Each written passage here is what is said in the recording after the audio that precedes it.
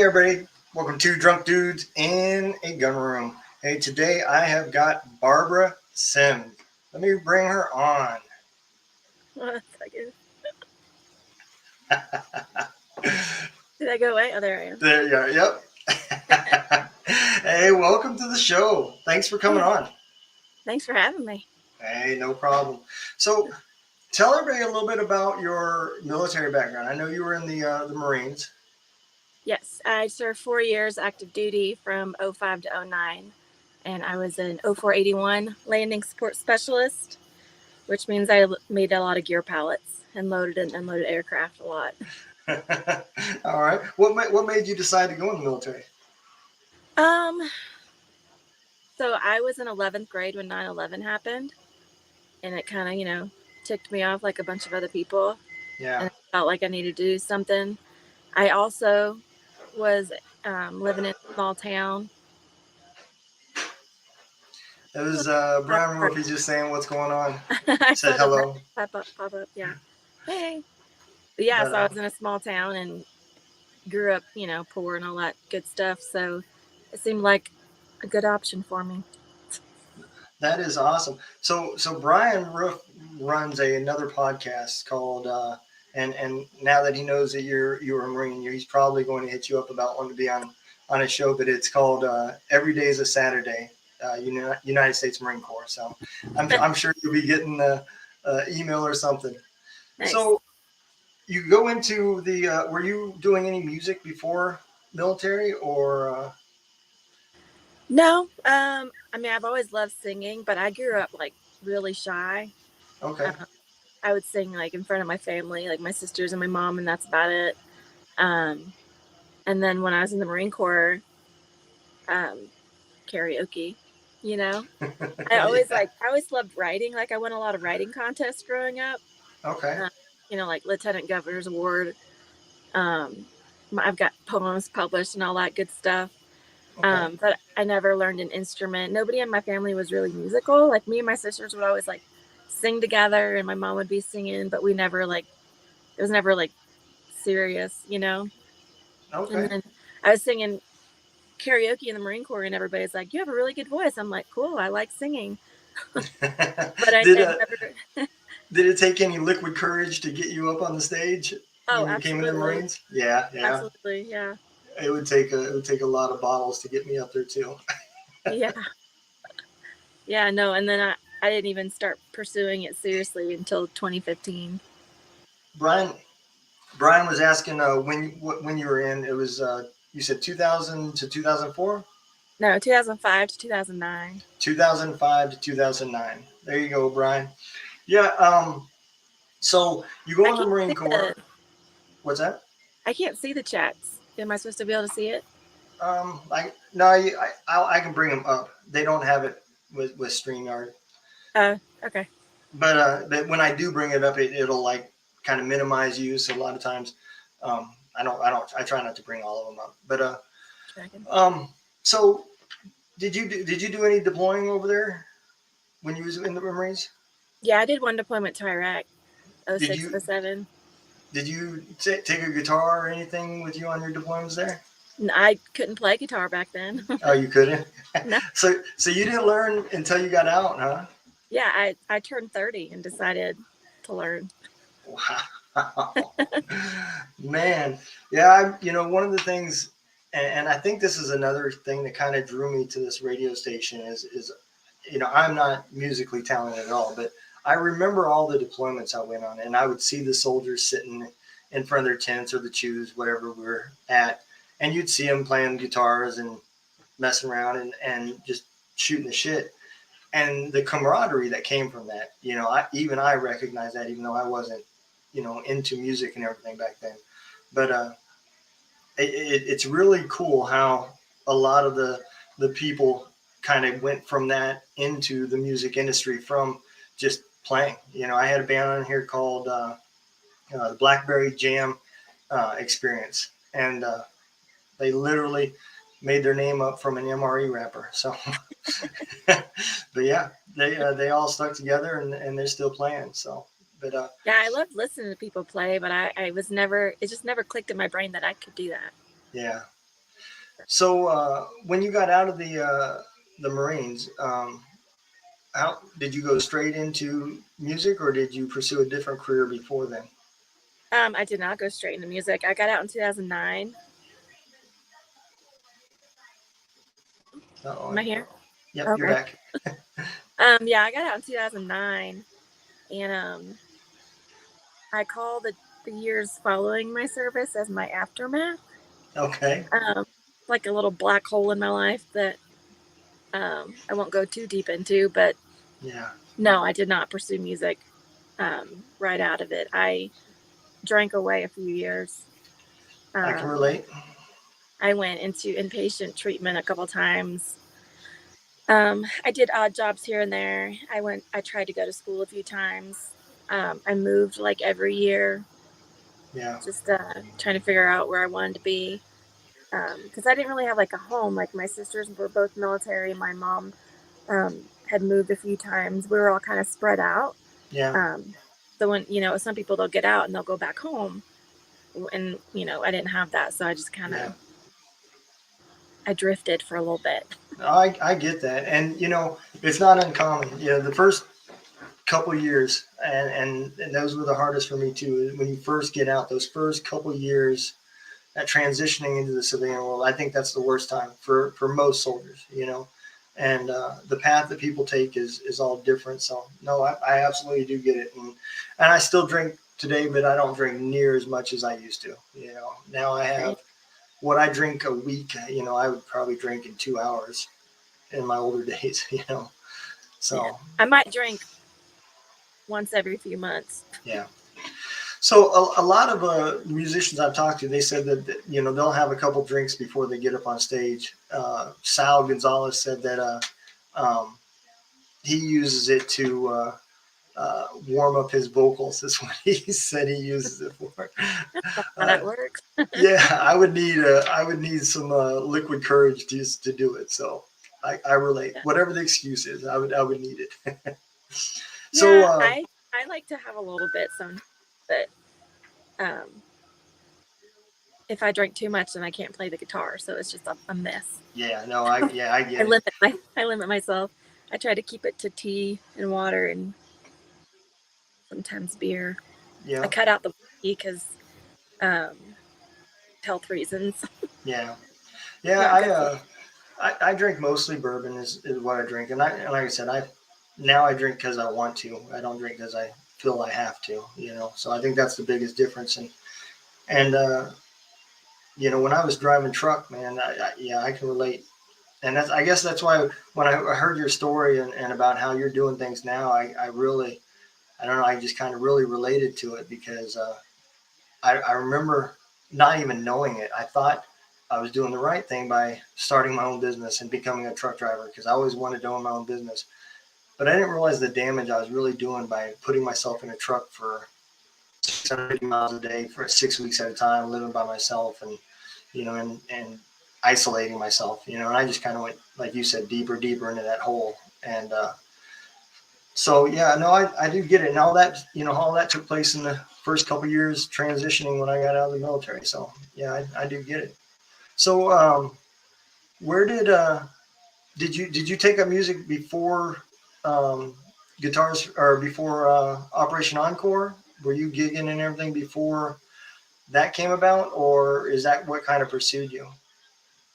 Yeah, so I decided to pursue music professionally in 2015. I couldn't play guitar or anything, and I found a organization called Creative Vets, and Yep. they brought me out to Nashville for 3 days, and I hung out with Richard Casper, and we wrote a song, and they gave me a guitar, and when you get a free guitar, you got to learn it. Absolutely. But then, Absolutely. like a month later, I was hiking the Appalachian Trail, and I had a Martin backpacker guitar, and so I learned to play on that while I hiked, um, like literally learning as I'm Yeah. hiking. And I Yeah. wrote a few of my first songs on guitar out there.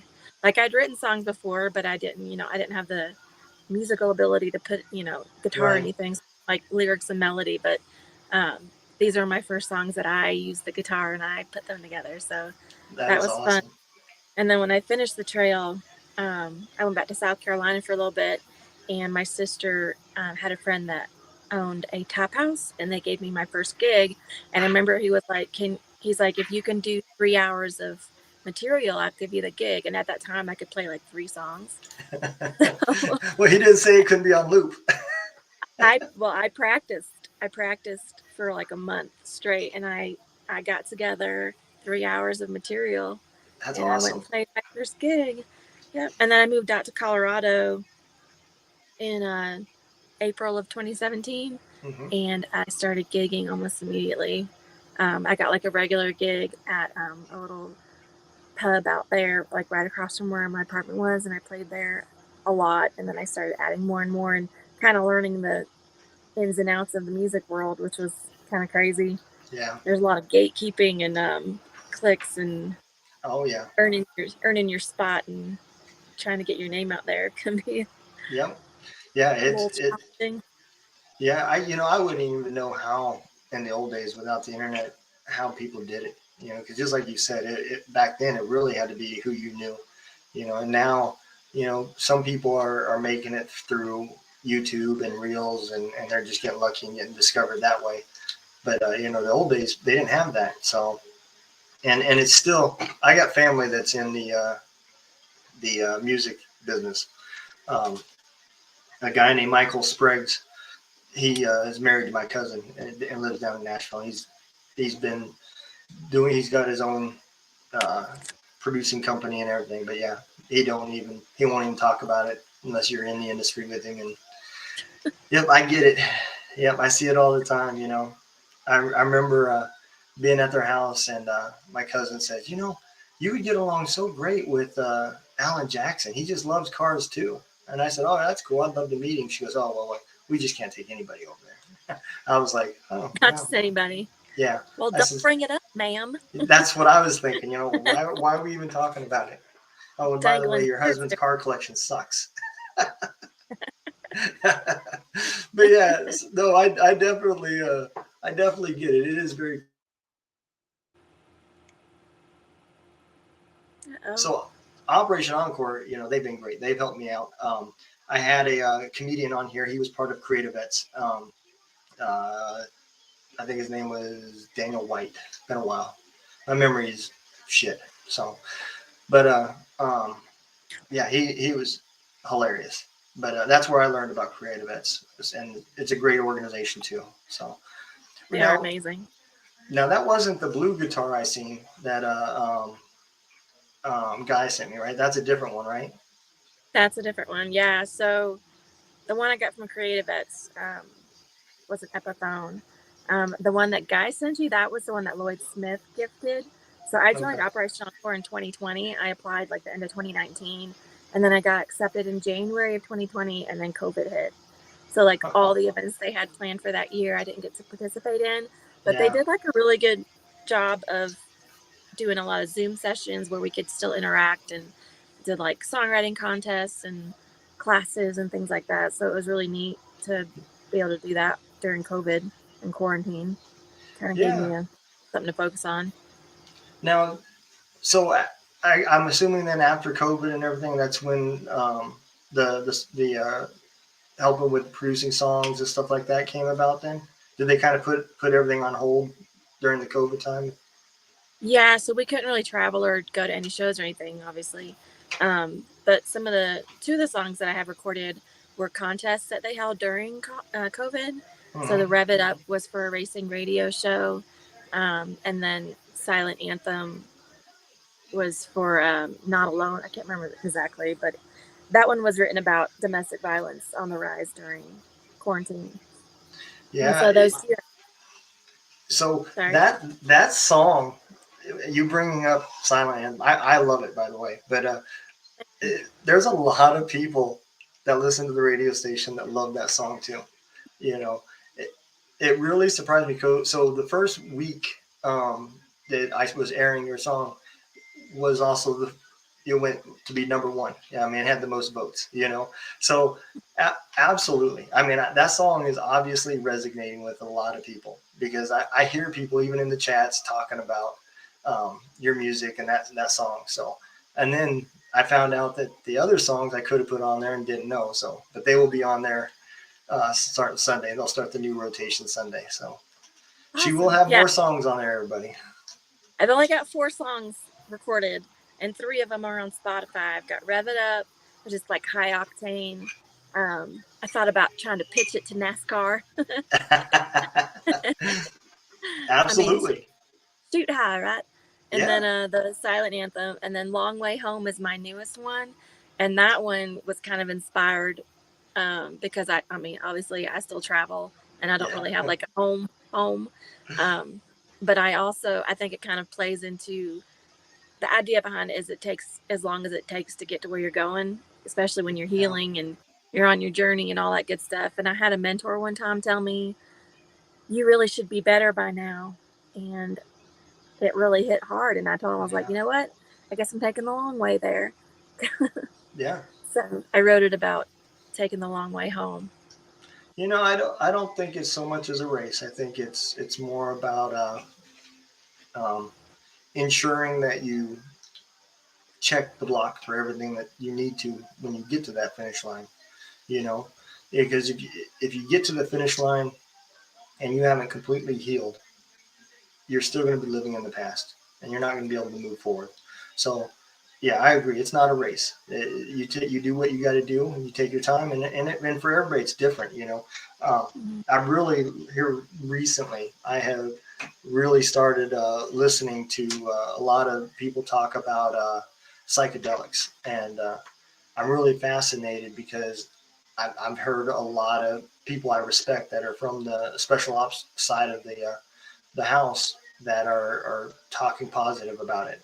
You know, Yeah. so the therapy and stuff like that, I don't necessarily believe has to be the man-made stuff anymore. There might be other stuff. I had a lady on here that's really big about cannabis, and I personally that's not for me, but you know there was listeners on here that wanted to hear about it. So if there's something that can help people, man, that's you know that's what I'm going to have on this show. You know, and we're at least going to talk about it in here. Yeah. So The cannabis doesn't really do it for me, and I don't have any desire to try psychedelics. yeah, yeah, Um, my healing really started, and to go back to the long way home, it's like I don't think there really ever is a finish line, and I think you define your own success. And yep. um, life is, it's a journey. It's not a race. Like it's too short to race through it, right? Yep. You got That's to. what I think Brian Roof just put. He said, it's not a race, it's a marathon, a lot like podcasting. yeah, yeah. You gotta enjoy it. You can't just race through it. But Yeah. uh, but yeah, and I don't think there's a finish line, and especially when it comes to healing, and it's not linear, as a lot of people Yep. say. And it's about enjoying the journey, not to sound cheesy or cliche. But yeah, my healing really started in 2017. I joined a Christian veteran group called Advancing Warriors. My friend Ellie Stevens started it. Hmm. And I mean, obviously, it's not for everybody because I'm a Christian and not everybody goes that route. But I always had like a thing with like religion and like, um, I thought I was angry at God for a long time and I felt like Yeah. He didn't protect me and all this other stuff. And through this program, I was able to really heal and find my worth and lean into God's grace. And it had a huge impact on my healing. And so I've leaned into that a lot. And then traveling, I mean, I think before when I was moving every year, just trying to figure out where I was going, I might have been running or whatever you want to call it. But now Hmm. it's like intentional drifting. Yeah. So it's like you said, when you were driving in the truck, you felt isolated. But for me, van life has forced me out into the world, and I've been more social than I've been in the past. Like it was so easy to isolate myself in my apartment, and I would Yeah. not even talk to anybody for weeks at a time, and nobody would really notice except for my family, of course. Um, but in the van life, like I'm out in the world and I'm visiting friends and family that I haven't seen in years, and I'm meeting new people, and there's not really an option. I mean, obviously, I can go off into the woods for a few weeks if I wanted, and I Yeah. do sometimes. I'll go off for like 3 or 4 days in the woods and just, write and read and relax. Yeah. You know, I'm gonna be honest. You know, so every time I introduce your song on the air, I always say, you know, I hope she's safe because I know, what the path that you're taking and what you're doing, and I know how dangerous the road can be. So I always say I hope she's safe, and I always talk about you traveling. Um, but realistically, I think those kind of things is kind of where inspiration comes from. Like you said, talking about writing and stuff like that. Those moments where when you go off into the woods and you can clear yourself from cell phones and the even the business side of songwriting and get back to what makes you happy and stuff like that. I think that's probably where the best stuff comes from. A lot of my songs are about traveling and nature and God. Yeah. Yeah, there's absolutely nothing. I'm a woods guy. I love to go hunting, and I spend a lot of time in the woods. A lot of times I go in there and I don't even care if I shoot anything. I just find a tree, sit down, and just be to myself, or I'll take my dog and I'll just be with her, But um, so yeah, I do get it. I love. I would prefer to be in the woods than in a big group with anybody. So it's kind of home for me. Yeah. I make jokes and I tell people I'm the worst van lifer ever because I don't really do any of the like van meetups. Like they have this whole community where they'll like go and like hundreds of vans will hang out or like dozens of vans will hang out. I haven't done any of that yet. Not that I'm against it. I don't know, Yeah, when I'm in the city, I'm either playing music or I'm visiting family. When I'm in nature, I'm yeah. recharging, I'm writing and I'm reading and so it's like I don't want to go socialize in the woods. Yeah, no, I get it. I absolutely. So, what kind of van do you got?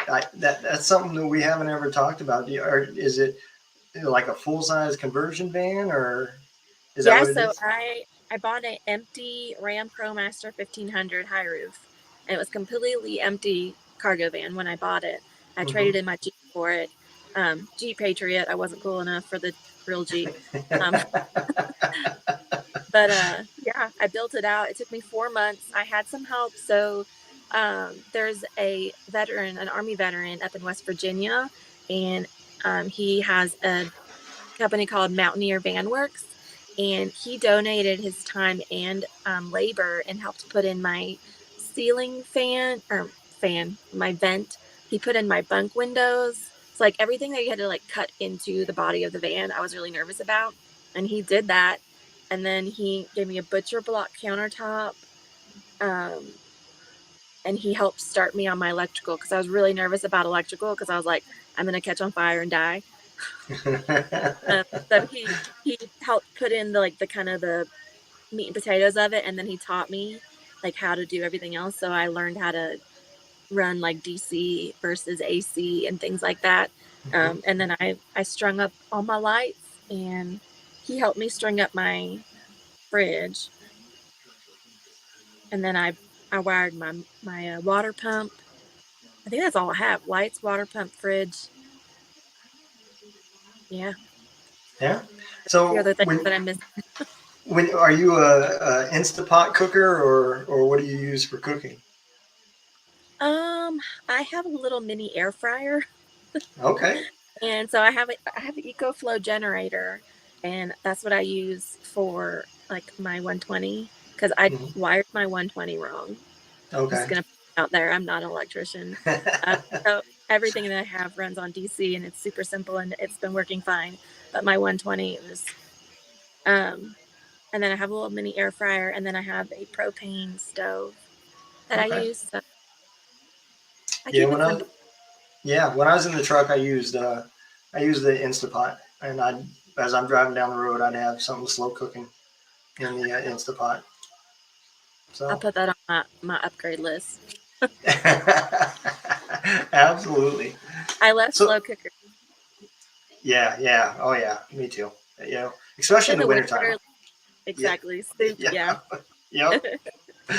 I love chili and stuff like that. So, yeah. Yeah. So when the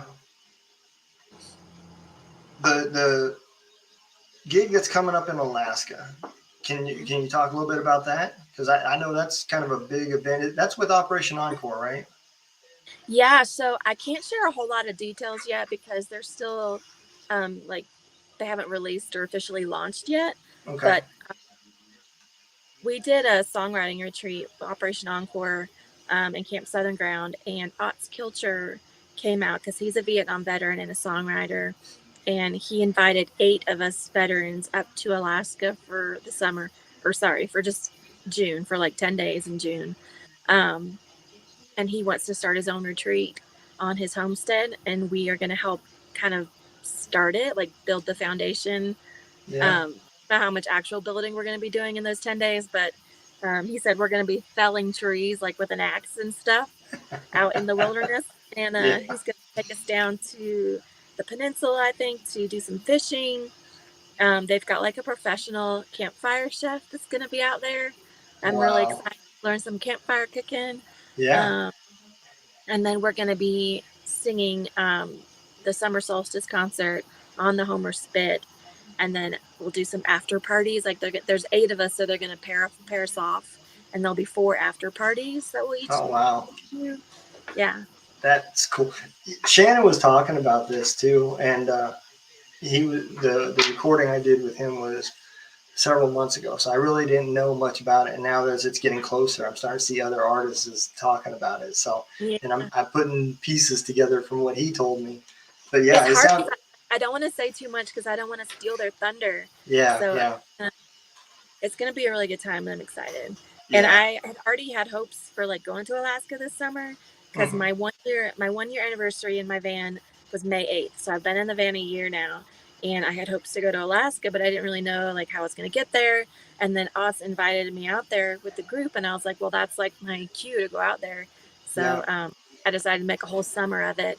And I was talking to Schaefer and his wife, Kat, Hmm. um, they because they're moving out there, so we're Yep. talking about hiking, and they know the area already. Yeah. Schaefer said Schaefer like knows the music scene, so Yep. I'll try to play some gigs out there for the summer and do all my Yeah. bucket list items. So Schaefer was gigging in Alaska while he was still in the military. Um, he was kind of like on the fence of, am I going to stay in? Am I not? And I think, his wife deciding to stay in is kind of what made him decide to move forward and get out. And the success that he was having in Alaska with, not even having to advertise, just the different bars that he was playing at would talk to other bar owners. And next thing you know, he's getting a phone call from them. And he had like 4 or 5 places he played at regularly. So, I mean, he never had a hard time finding a gig. So, yeah, that's definitely the right person, I think, to show you around. I was talking with him last night about when I found out that they were going to Alaska, and I said, man, that's a bucket list thing. I said, I want to go out there and go hunting. He said, let's go. I said, well, let me look at it and see if maybe 2024 I can figure out the money and afford to get out there, because yeah, I'd love to go fishing, go moose hunting, deer hunting. I don't care. Just to be out there and see the wilderness in Alaska. That would be I think awesome. this summer is moose season. Yeah. Yeah, because I wanted to go elk hunting, and I don't think it's the right season. I think it's moose season. So I wanted to go elk hunting too, and then I started researching it and watching it, and I was like, I'm kind of fat. I don't know that I can keep up. So I would have to get back in shape, because that's a lot of running and a lot of mountain climbing and a lot of packing. Oh man, I didn't think about all that. What's I that? like. I didn't think about all that. I like hiking, but I've got health issues that keep me pretty slow. Yeah, for me, I don't mind like the hikes. I can hike for a long distance. It's the climbing in the hills. When you start adding hills to it, that's where I'm not a fan. I'm a Nebraska kind of guy, flat. But the view at the top's so worth it. It is. It is. I don't disagree. I would, like I said, it's a bucket list. It's probably the only thing that's on my bucket list, to be honest, is just to go to Alaska sometime. So Oh man. yeah, I think it. Especially like to see like the northern lights and stuff like that. That's yeah. I was talking to Michael who lives up there. I was like, I had that on my bucket list, and he was like, "You're not going to see him in the summer because the sun doesn't go down." Yeah, I was yeah. like, "Oh yeah, I forgot about that." Well, maybe that's how he's planning on getting all this building done in 10 days. Is y'all ain't sleeping. The sun don't go down, so you just keep working. Yeah. Oh no. Little cat naps here and there. Yeah, he's gonna rotate you out. the old Yeah, military way, fire watch. Absolutely. it's So, gonna be fun. if out of your four songs you got, what song is your favorite? What is the one that you resonate the most to? So I think Long Way Home is probably the closest to kind of what getting.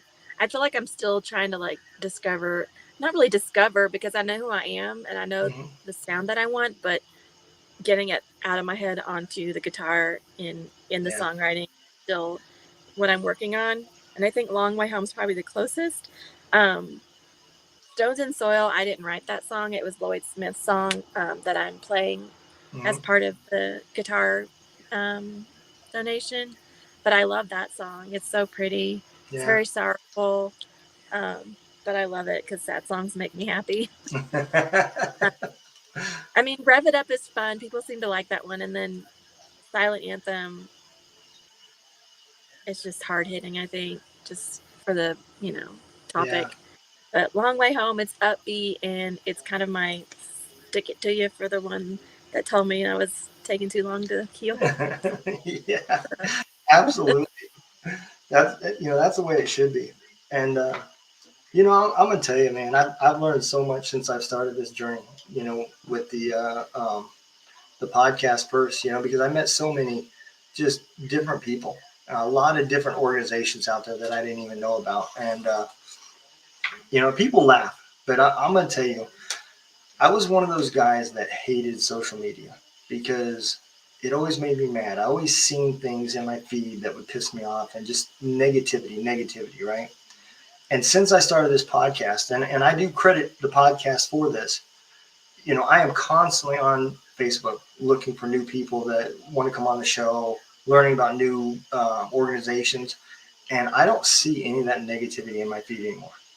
It's always different artists now that are coming up, different comedians are popping up, different nonprofits. That is all my feed is, and it's taken a couple of years to get to that point.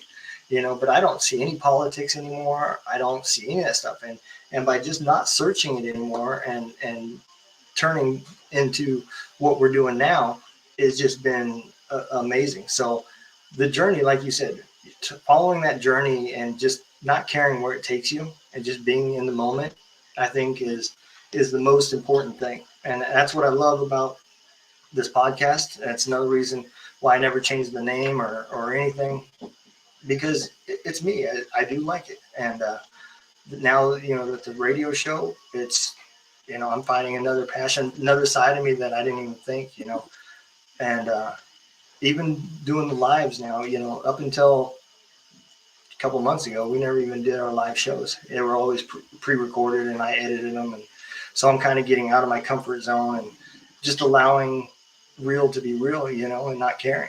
So I This is think my that first live podcast, so is it. yeah. But I'm going to tell you, it's a lot of fun, and when you have people on that uh, are good guests to talk to and they're very interesting, man, it makes the job real easy, And I think the area that we're at with veterans, I mean, you don't never have a hard time finding somebody interesting to talk to. There's always somebody that's got a new idea, or I think that's just the way the veterans are. They're always improving their foxhole, and then when you find it and you learn about it, and you just keep going forward. You know, I didn't It's realize how funny. many. Go ahead. Sorry, I was just saying it's funny because I've never been like much of a talker. Like Hmm. growing up, I was very quiet. Like I'd barely talk above a whisper, and I made myself join cheerleading to force myself to be louder. And then Hmm. obviously I joined the military. Um, but like I was talking to my friend, and I was like, I don't know how to like talk about myself, but these podcasts are kind of helping me like Yeah. learn how to tell my story.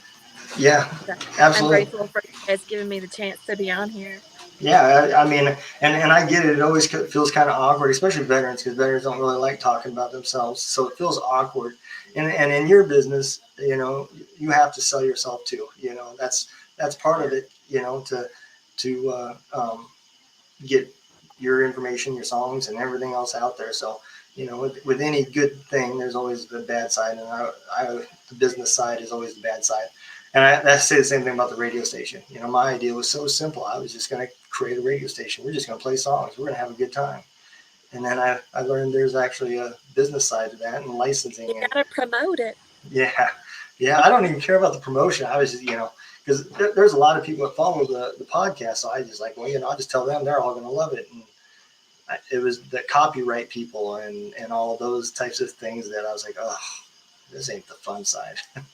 Oh yeah, I'm still learning about all that too.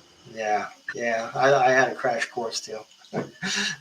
But it's well worth it. And like I said, I credit Operation Encore for pushing me to do that because if it wasn't for Guy, I probably would have just said, forget this, And Guy's great. yeah, he is. He is an awesome dude. He has helped me so much, and I can't credit. And that's why that veteran hour that I have, even though it's all veteran music I have anyways. But that Operation Encore hour that I dedicate, it'll never go away. It'll always be there because, I'm grateful for what he's done. And I listen to all the artists. You're not the only person that said that. Shannon, Scotty, all of them, Schaefer, they all love Guy. I mean, he's done. Nobody has said anything, but I assume he's done a lot of stuff for you guys to have that many people say that much good stuff about him. So Yeah. I He's very passionate about Operation Encore and his veterans. Yeah. I can tell by the way the conversations that we've had, and he's a veteran too, And then I think isn't he, I think he was a veteran. No, Guy's not a No. veteran.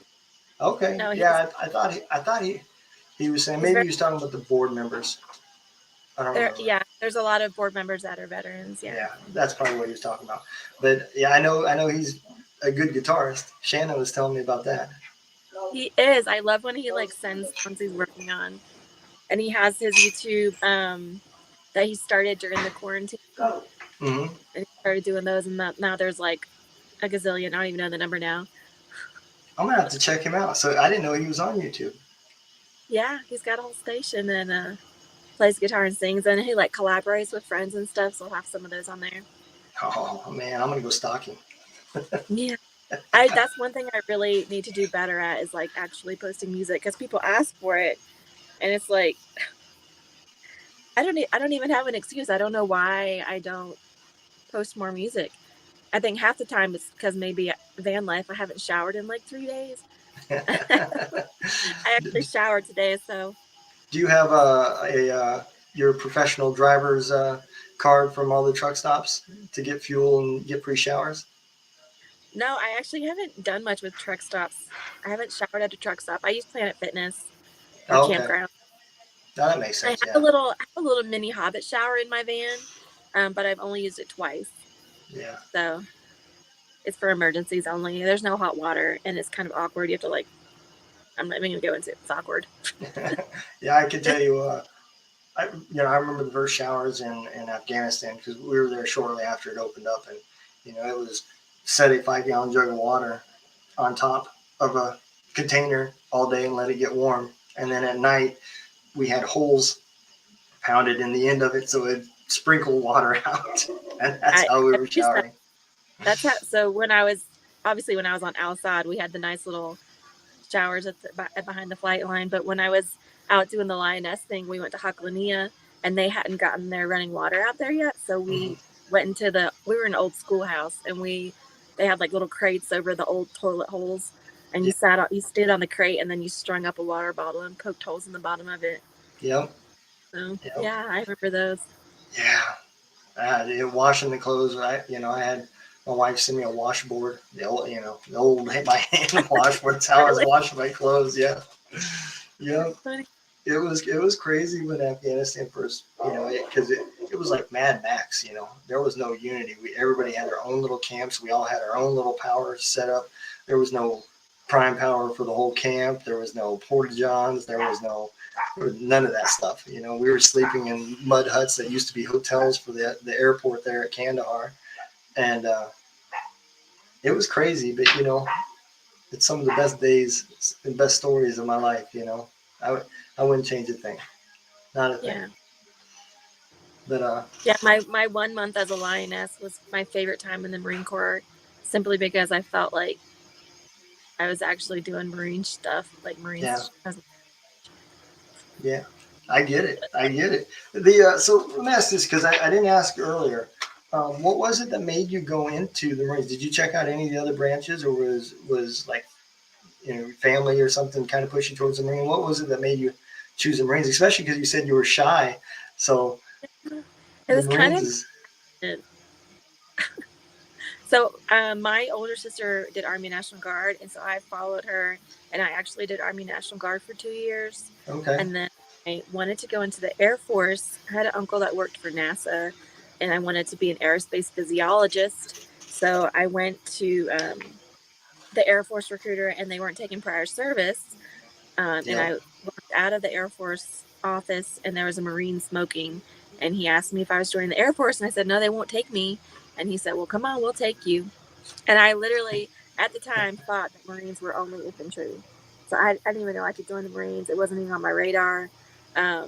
But I wanted to be in the military. I wanted to get out of where I was. I'd already graduated. I did the 2 years Army National Guard. When I'd gotten out of that, I actually went down to Florida for a little bit for what I thought was a magazine job. It ended up being something awful.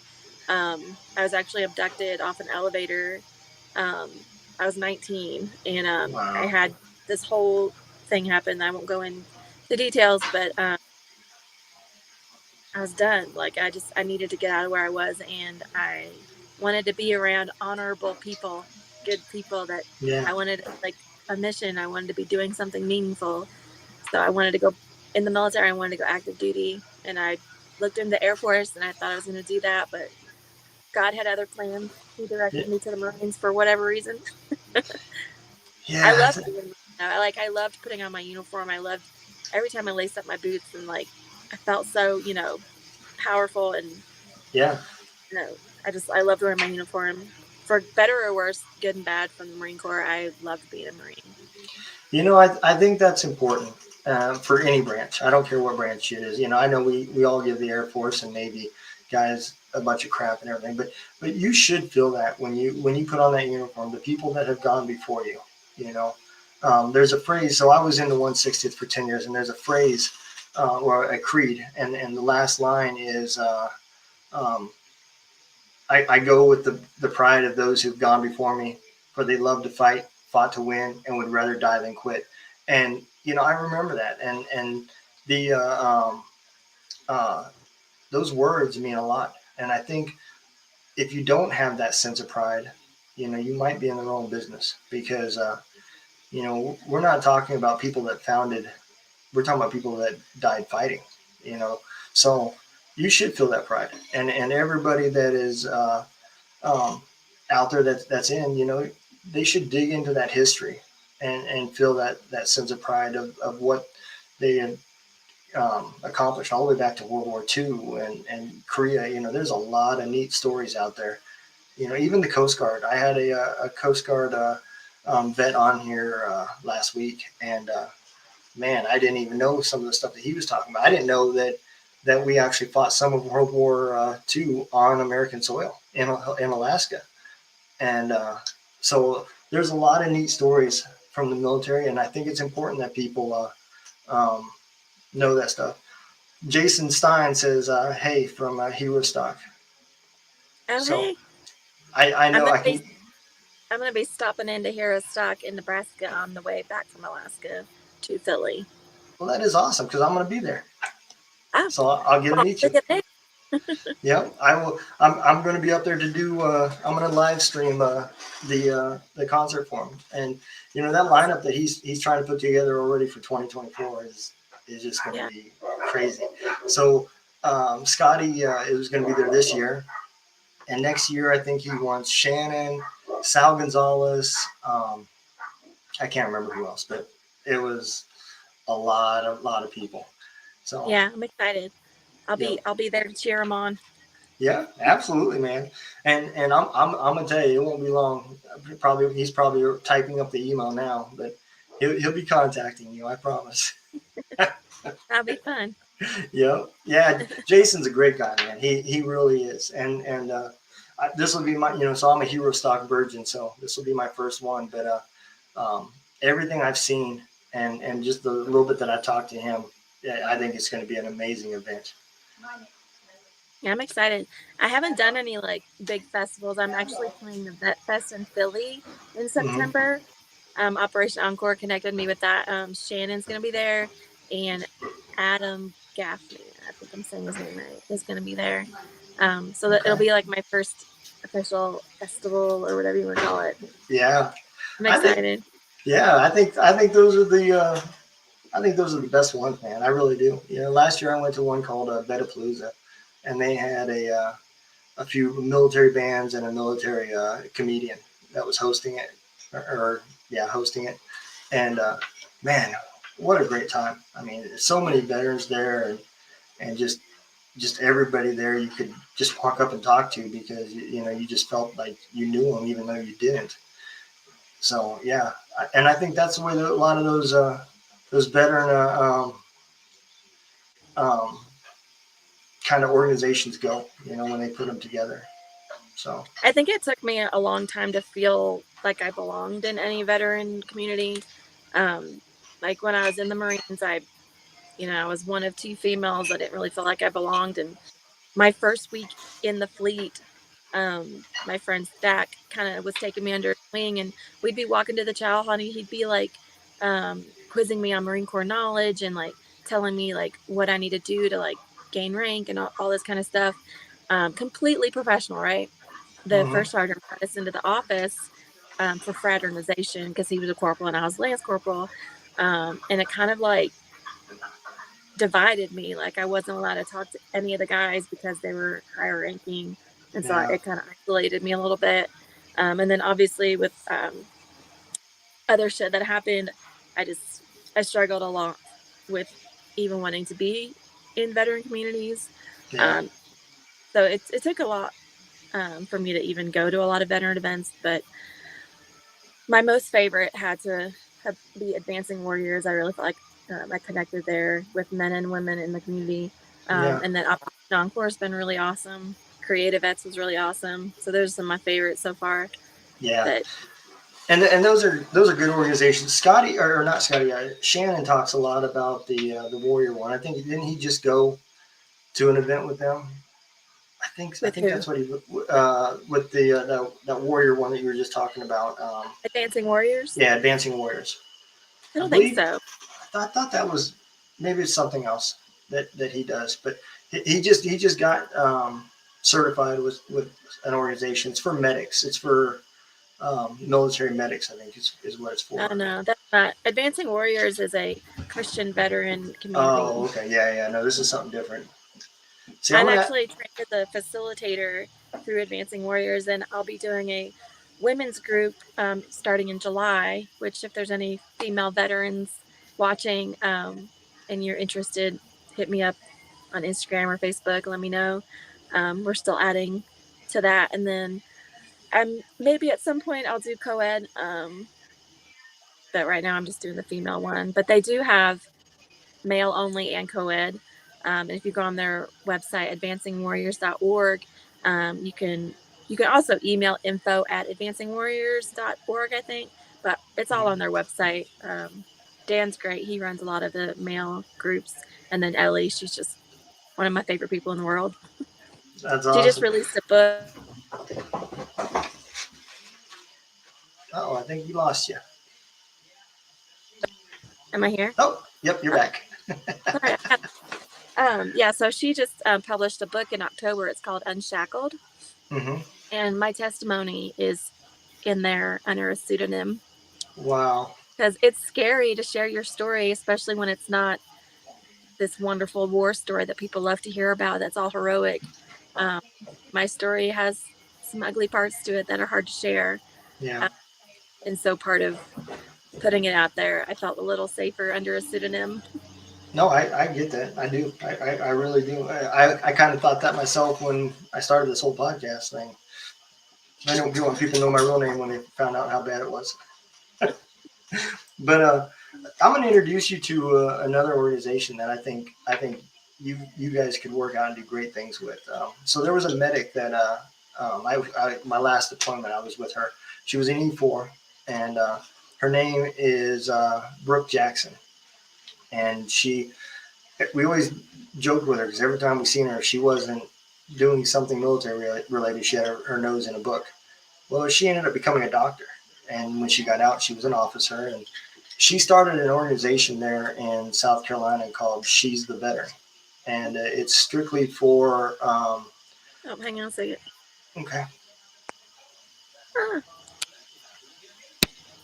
I'm listening. She's the veteran. Yep, She's the Veteran. So it's a organization designed to help with research for women and female veterans that have PTSD and TBI and just other mental health issues. Yeah, And when I talked to her, I didn't think about it, but she really, when she talked to me, I said, "Man, I never thought about this." But the way women and men, deal with things is completely different. So the way we hide and deal with PTSD is also going to be completely different. And that's where her organization comes in. So I'm gonna introduce you, and maybe there's something you guys can do together. absolutely. You There's know, not a whole lot out there just for female vets, and there ain't. Yeah, you're right. it's nice. So when I was in Phoenix, I met up with my friend Amanda, and I went to a women's veteran brunch. And it's hard enough to find like Marines when you're in a group of veterans, let alone women Marines. And this group had 7 of us in that Wow. group. So I got to hang out with a bunch of women Marines, and a lot of them were like from older generations, which was really neat. And I always say I wish I had a really good female leadership when I went in, because I did struggle with like the isolation and trying to Yeah. figure out what I was doing, and um, all the other bullshit. So it was just really cool to connect with them. And we're not in anymore, but still finding that connection Yeah. now is a beautiful thing.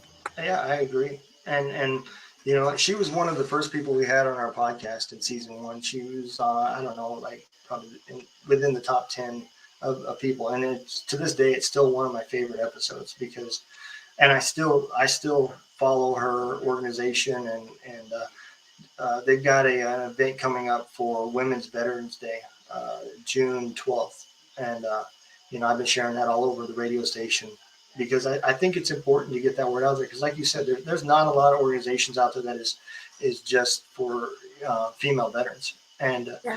I think it's important to get that out. And I've had female veterans come on, and I never, I feel bad because I never thought about it. It's not that I didn't care; it never crossed my mind. But I've had a lot of female veterans that come on the show, and I hear the same stories about how they'll be sitting at the VA, and somebody's wife will say, "Oh, is your husband here?" Yeah. And they don't even look at you like you could be a veteran. They're like, they treat you as if you're the wife or girlfriend. And Yep. yeah, even in veteran communities, it's like, oh, did your husband serve?